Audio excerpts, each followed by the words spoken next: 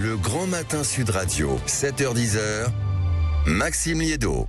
Il est 7h44 sur Sud Radio et le sujet ce matin qu'on souhaite vous expliquer, c'est ce rapport de la Cour des comptes qui tacle très sévèrement le Louvre. Didier Rickner, bonjour. Bonjour. Merci beaucoup d'être avec nous ce matin. Vous êtes le directeur de la rédaction de la Tribune de l'Art. Quand on aperçoit et quand on parcourt ce rapport, on entend et on lit que le Louvre est parfois trop grand seigneur, que la plupart des recommandations en réalité sont équilibrées, que le musée a privilégié les opérations visibles et attractives. Est-ce qu'en réalité ce rapport, ils nous disent que le grand public ignorait, mais que la plupart des politiques et le monde de l'art savaient ?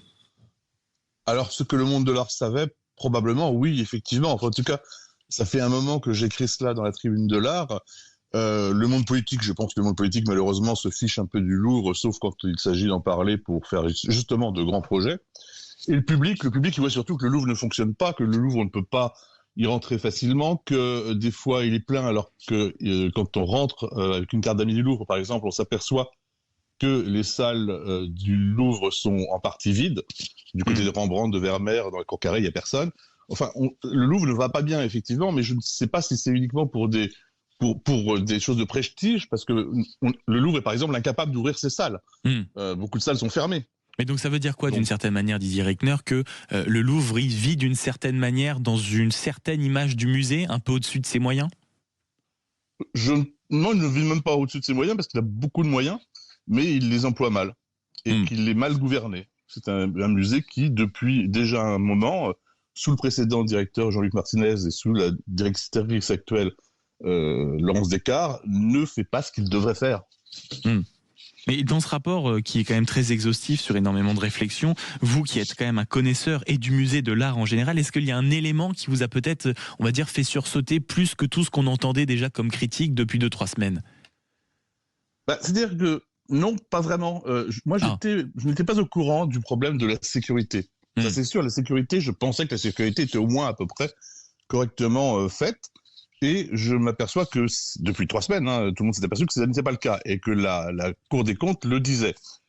Je ne pensais pas que tout avait autant de retard, pardon. Si, quand même. Le schéma incendie, alors on en avait entendu parler vaguement, mais pas à ce point-là. Là, le schéma directeur incendie n'est même pas terminé.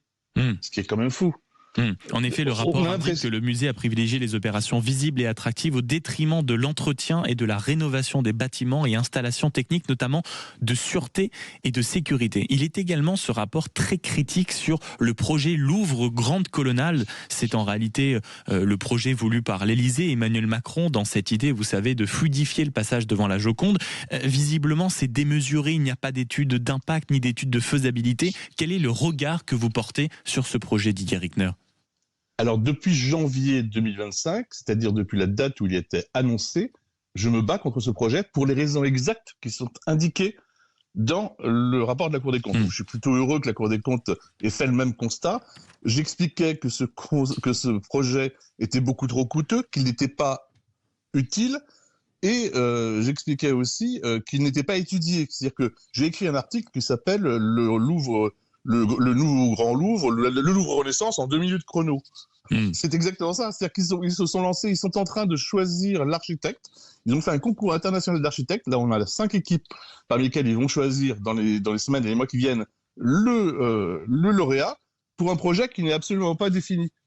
Sauf les grandes lignes. On veut creuser des salles, etc. On veut dépenser beaucoup d'argent. Pourquoi fait-il cela ? Parce que c'est une volonté d'Emmanuel Macron qui a été convaincu par Laurence Descartes de ce projet et qu'il a fait sien, voulant devenir le François Mitterrand du XXIe siècle qui va faire un grand Louvre. Mais Didier Rickner, sur ce sujet, puisque vous venez d'évoquer son nom, Laurence Descartes, la patronne du Louvre, quand on voit la succession de ratés, de critiques, de pression qui pèsent sur elle, elle rassemble un conseil d'administration d'urgence ce vendredi. Est-ce que vous pensez qu'elle a une part de responsabilité, qu'elle devrait tirer les conséquences de ce qui se passe depuis maintenant de nombreux jours ?